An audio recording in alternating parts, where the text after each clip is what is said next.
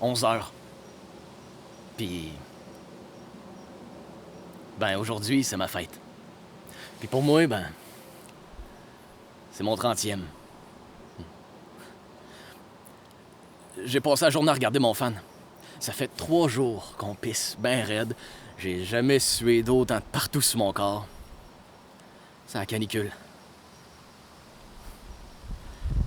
Avant hier, on a fantasmé sur de la crème glacée. Ça aurait pas pris de temps qu'à fondre avant qu'elle arrive au camp. Moi, je suis pas pire. J'ai 5 sortes de gâteaux vachons que je garde dans mon congèle. J'ai des popsicles maison aussi. Là. C'est de Ricardo. Il est pratique, Ricardo. Je le préfère à Marie-Lou ou José Di Stasio, là, il est vraiment bon. Il est capable de cuisiner tout ce qu'il veut, puis il donne des bons conseils. Il dit de croire en ses rêves, puis de toujours foncer. OK, Google! Quelle heure est-ce qu'il est? Midi dans 20? Merci bien. Hey, ça doit être noir de monde au bout du quai à Kamouraska. Les restaurants doivent être dans le jus. Là. C'est eux autres qui sont pognés pour servir à boire à tout ce monde-là. Eh hey boy, ça va tanker dur. Moi, la tête me tourne encore un petit brin. J'ai bu une bouteille de rhum puis une caisse de dose hier soir. Puis j'ai pas mangé de la journée. Non, mais c'est-tu bon de la bière froide quand est-ce qu'il fait chaud? C'est bien pour dire. On a beau fêter notre fête une fois par an, puis être plus apte à faire face à la vie. En ce moment, j'ai comme des boules dans la gorge. Puis si c'était pas que j'étais lendemain de brosse, je pense bien que je broyerais. C'est une hostie d'affaire pareille. Sitôt qu'un enfant vient au monde, il est pogné pour faire sa place sur la Terre. Puis c'est rien. Nous autres, les milléniaux, si on blasphème à grand journée, c'est pas pour mal faire. On a regardé la TV avant de marcher. C'est pas pour être méchant. On a de la misère à se connaître nous-mêmes, puis trouver sa place ici-bas, il y a des jours où ça nous tente pas. Hey les gars! Vous êtes bien tranquilles?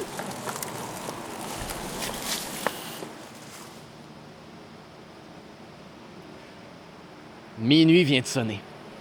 On était une dizaine dans un camp à Rivière-Manie.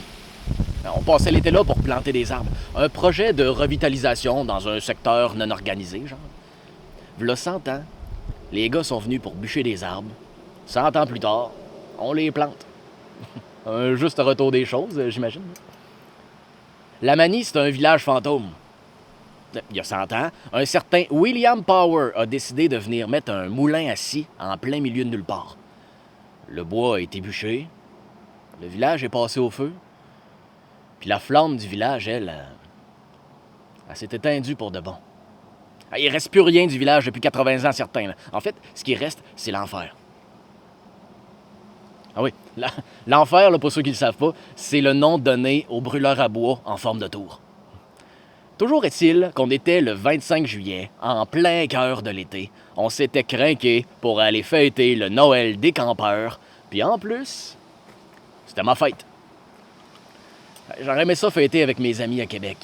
Mais ça avait été ma décision à moi de m'exiler ici pendant l'été. Venir planter des arbres avec des jeunes puis des moins jeunes là, comme moi qui se cherchent puis qui n'ont pas trop de but dans la vie à part ramasser de l'argent puis partir en voyage.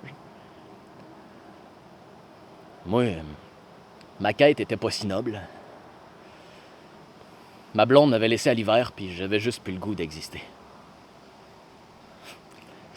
J'hésitais entre ça ou aller marcher Compostelle. Mais j'étais pas très croyant. Puis j'avais surtout pas assez d'argent pour me payer un billet d'avion. Ça fait que je suis monté dans les hautes terres du Kamouraska, venir planter des épinettes avec les mouches noires puis les moufettes. J'avais troqué le bon Dieu pour l'enfer. Là. Littéralement. Fait que, on était une dizaine de monde, là, venus de partout. Baptiste de Gatineau, Joe de Saint-Georges-de-Beauce, Gabriel de Ponégamouk avec sa cousine Amélie de Dégélie, Daniel Blanchette de Victoriaville, puis d'autres, là, comme moi, de Montréal puis Québec, voulant fuir la canicule du pas assez d'arbres sur Sainte-Catherine ou sur Saint-Jean. Ça faisait 2 mois qu'on était là. Il en restait encore pour quasiment 2. Mais la gang a commencé à avoir hâte de voir du monde. Moi, tant que je pouvais boire le monde, je m'en foutais. Mais cette soirée-là, peut-être qu'on était tanné d'être dans le bois ou à se prendre pour des bûcherons, là, même si on faisait le contraire. On s'est mis à rêver d'aller fêter en ville. Pas au Victoria à Saint-Pascal, pas au Saint-Louis à la Pocatière, puis pas au Cojac à Rivière-du-Loup. Anyway, c'est fermé. Sur Grande Allée, à Québec. Ben, c'est ça. On était tous déjà un peu chauds. Il y en a qui étaient déjà partis se coucher. Il faut dire qu'on travaillait le lendemain. Mais, tu sais, on se trouvait bien drôle de se voir débarquer comme une gang d'habitants à l'atelier ou bien au Dagobert. Puis l'idée d'un gros burger extra fromage, extra bacon, extra jalapenos me faisait saliver là, comme jamais. Mais c'est ça. Nos cheveux étaient gras, on était plein de piqûres, nos chemises pleines de sueur puis nos bottes pleines de marde. Puis l'autre affaire aussi, c'est qu'il n'y en avait pas une de nous autres qui avait un char. Au printemps, il était venu nous porter ici en 4 roues. Juste se rendre à la prochaine maison, ça aurait pris 1 heure. Il était minuit passé, les bars ferment à 3 heures. C'était une bien belle idée, mais c'était pas réaliste. C'est là que Baptiste, qui en était pas à son premier été à planter des arbres dans les hautes terres, est venu nous dire que ça serait pas impossible de s'y rendre, même qu'on y serait pour les coups d'1 heure du matin, qu'il avait déjà fait puis qu'il s'était même rendu jusqu'au faux-phone électrique. Les seules conditions. Fallait pas traîner notre cellulaire avec nous autres, fallait pas parler de quelque chose de relatif au feu, puis il fallait faire attention pour pas accrocher de croix pendant le voyage. Là, vous allez me dire, ouais, mais semble que ça me rappelle une légende là, que j'ai déjà entendue. Non. Une légende, c'est poétique. C'est embelli, c'est amplifié par l'imagination. Puis je vous jure là, que j'ai pas assez d'imagination pour seulement songer à la possibilité éventuelle d'inventer quelque chose comme ça. Là. D'autres diront que c'était l'alcool. D'autres diront que c'était les explorations mycologiques de Joe de Saint-Georges qui commençaient à faire effet dans notre système. Mais vrai comme je suis là, je vous jure que des histoires comme ça, ils s'en passent pas à tous les coins de rue. Ça fait qu'on a ramassé ce qu'on avait comme moyen de transport, c'est-à-dire 3-4 roues. On les a bien attachés ensemble, on a pacté nos petits, puis on est descendu à l'enfer. Mon homme était déjà perdu de toute façon. J'avais rien à perdre de plus. Bien enligné sur nos 4 roues, Baptiste a gardé 5 secondes de silence avant de se tourner vers nous autres puis de nous regarder avec son regard trop fier de braver toutes les connaissances en physique quantique. Il a hurlé au ciel sans lune. « Power, roi de l'enfer, nous te promettons de te livrer nos âmes si d'ici 3 heures nous évoquons les flammes ou nous touchons une croix pendant le voyage. À cette condition, tu nous transporteras à travers les airs jusqu'au Dagobert et tu nous ramèneras de même au village que tu as fondé 100 ans passés avant que le soleil ne soit levé. Acabris, Acabra, Acabram! » Il avait même pas fini de parler que les 4 roues, les moteurs ont starté puis on s'est élevé en tandem au-dessus de la rivière Manie. La Poc, Saint-Roch, Lillet, Montmagny, Lévis. Ça n'a pas pris 30 minutes qu'on était rendu en haut du Cap-Diamant, sur les plaines, puis qu'on se cherchait une place pour se parquer dans les rosiers sauvages en arrière du Concorde. À 1 heure tapante, la moitié de la gang était en file au DAG. Baptiste puis Joe voulaient du Ashton, tant qu'à être à Québec. Blanchette vomissait sa terrasse du Starbucks, le mal du transport. Puis moi, je venais de commander mon gros burger extra fromage, extra bacon, extra jalapenos, le burger de l'enfer.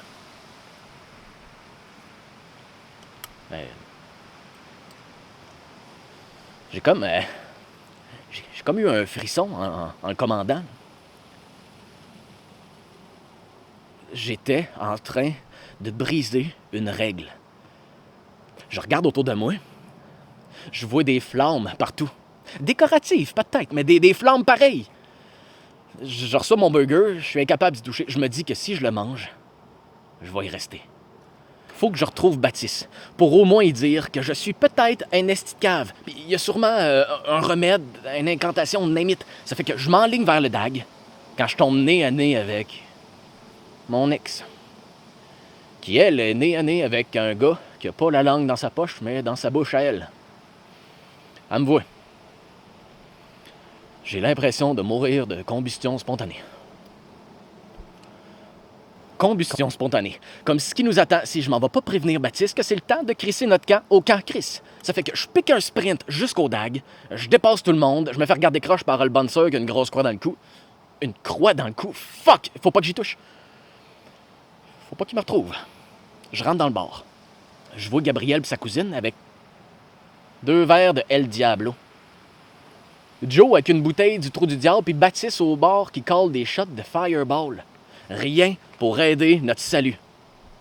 Les 2 filles, fire burning on the dance floor pendant que le roof is on fire puis que Joe dance with the devil. Pas de doute, là, on play with the fire en crise. To beat or not to beat, the gates are open puis on s'en va chez le diable. Faut que je retrouve Blanchette. Ouais, c'est le seul qui a commis aucune... Je vois-tu pas Blanchette avec son cellulaire dans les mains qui se sert de Tinder comme d'un GPS dans le bar. Puis il est dos à dos avec mon ex, qui elle est nez à nez avec un gars qui est bouche à bouche avec celle qui a déjà eu les facultés de faire battre mon cœur puis de me garder vivant. Vivant. Comme ce que je serai plus dans quelques secondes parce que le bouncer croix dans le cou vient de déposer sa main sur mon épaule. J'appréhende le moment où il va me pogner par le collet quand j'entends mon ex qui hurle mon nom. Le bouncer me lâche. Oui, on se connaît, là. Non, tout est beau. Mon ex, bouche à oreille avec le bouncer. Elle a le feu sauvage de l'amour, c'est un asti de temps. Elle peut bien aller chez le diable. Aller chez le diable. Ou là, où on s'en va. Si je réussis pas à ramasser tout le monde quand on va pas direct en enfer. Ah, l'enfer, là, je veux dire. Mais avant que je riposte, mon ex, elle arrive puis elle me chuchote. Le feu qui te brûlera est celui auquel tu te chauffes. Le feu qui te brûle est celui qui t'éclaire. Le dance floor en background l'éclairait comme une lumière divine ou une lumière démoniaque. Là. Je suis pas arrivé à statuer sur l'adjectif qui correspondait vraiment. Là. Il arrivait 3 heures. L'heure du last call, l'heure du démon. Coïncidence? Je ne pense pas. Fallait partir. Je sais pas comment j'ai fait pour ramasser tout le monde. Je pense que c'est de l'ordre du surnaturel. Les bouleaux puis les épinettes m'appelaient comme si c'était mon salut éternel. Je me rappelle juste des sirènes d'incendie puis des alarmes de pompiers pendant qu'on courait comme des malades jusqu'au buisson du Cap-Diamant. Baptiste bien pacté puis les autres avec, c'est moi qui ai désigné chauffeur résigné. À Cabris, à Cabra, à Cabram, on put nos 4 roues up in the air puis on décolle illico, quoique un peu bancal. On manque de foncer d'un flamme à Saint-Romuald. Ça va pas ben aller. On brûle tous les feux rouges, ça compte-tu? Je sais pas. Puis on s'enligne sur la highway to hell. Le feu qui te brûlera est celui auquel tu te chauffes.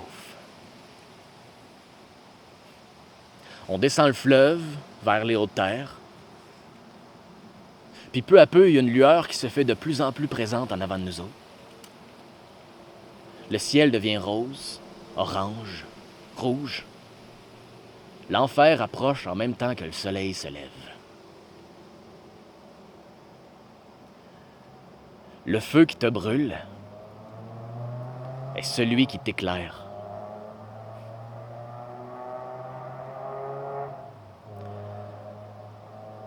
Ces 2 phrases-là me tournent en boucle dans la tête pendant que mes camarades, bien chauds et très sonores, ne semblent pas se douter de la gravité de la situation.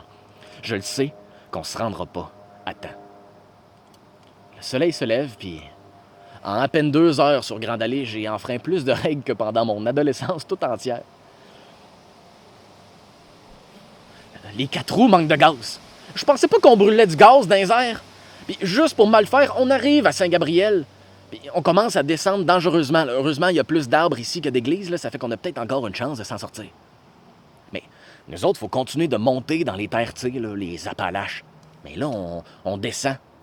Puis on est bien enligné sur l'église à Mont-Carmel quand Joe décide que c'est là qu'il a envie de, disons, de se soulager.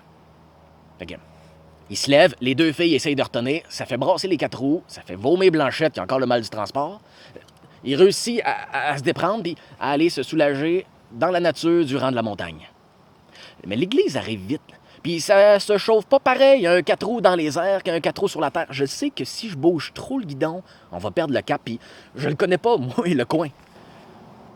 Baptiste se réveille en sursaut, puis voit Joe à l'arrière, puis s'en va le rassir d'un geste violent, puis juste au moment où on arrive à l'église, puis... Rien.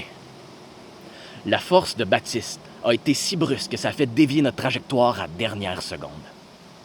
Mais on continue notre route, là. Puis on commence à descendre. On arrive à la cime des arbres, le feuillage, les branches. Oh, Christ, ça fait mal. Aïe, aïe, je vois l'enfer là, qui est juste là. On approche. Aïe, aïe, maudit. Aïe. J'ai perdu connaissance.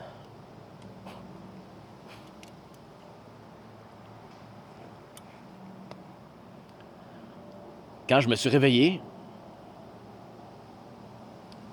j'étais tout seul, sur la galerie. Les 4 roues avaient disparu. J'allais me mettre une autre chemise parce que celle que j'avais était toute déchirée et pleine de toc. Là. Tout le monde dormait. Je me suis fait un café puis j'ai réfléchi longtemps à... Le feu qui te brûlera est celui auquel tu te chauffes. Le feu qui te brûle est celui qui t'éclaire. L'enfer, là, c'était mon avenir. Hey les gars! Vous êtes bien tranquilles?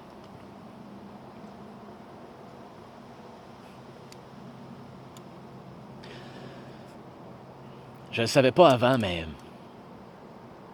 Maintenant, un an plus tard, je sais que... je vais devenir vieux dans le bas du fleuve. J'aurais peut-être pas une terre de 30 arpents, un poêle à bois puis une charrue neuve, mais j'ai découvert le feu. La passion à laquelle je me chauffais sans le savoir.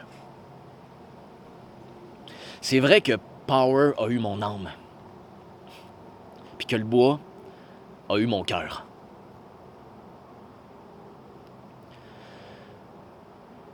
Je pensais me perdre en quittant la ville pour la campagne. La vérité, c'est qu'il n'y avait pas assez d'oxygène pour l'alimenter, mon feu. Celui en dedans, celui qui guide, qui éclaire. Puis je le sais là, maintenant que cette flamme-là est allumée. Puis je l'ai l'énergie de le propager, le feu. Avec la gang, on s'est défriché une petite terre là, pas loin de l'enfer. Je profite de l'air pur. L'odeur des sapins. J'entends les pics-bois dans leurs arbres. Je me sens loin. Puis je me sens bien. Les deux filles, Baptiste puis moi, on s'est parti une petite business d'aménagement de la forêt, puis Joe, qui était déjà fan des champignons, a poursuivi ses explorations mycologiques de façon plus rigoureuse avec Blanchette.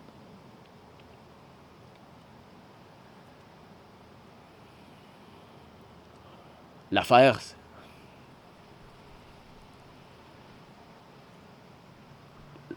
c'est qu'on peut plus partir de l'enfer. Ouais. On est comme pognés ici. Puis si j'étais pas au lendemain de brosse, je pourrais vous dire qu'on est plus en 1920 qu'en 2020. Qu'est-ce qui me fait dire ça? On n'est pas tout seul ici. Non seulement on n'est pas tout seul, mais il y a tout un village avec nous autres. L'enfer brûle comme il n'a jamais brûlé. Les gens, ils disent qu'il reste plus rien à Manny, que c'est un village fantôme. J'ai toujours pensé que c'était une expression. Jusqu'à temps que je devienne moi-même un fantôme dans le village.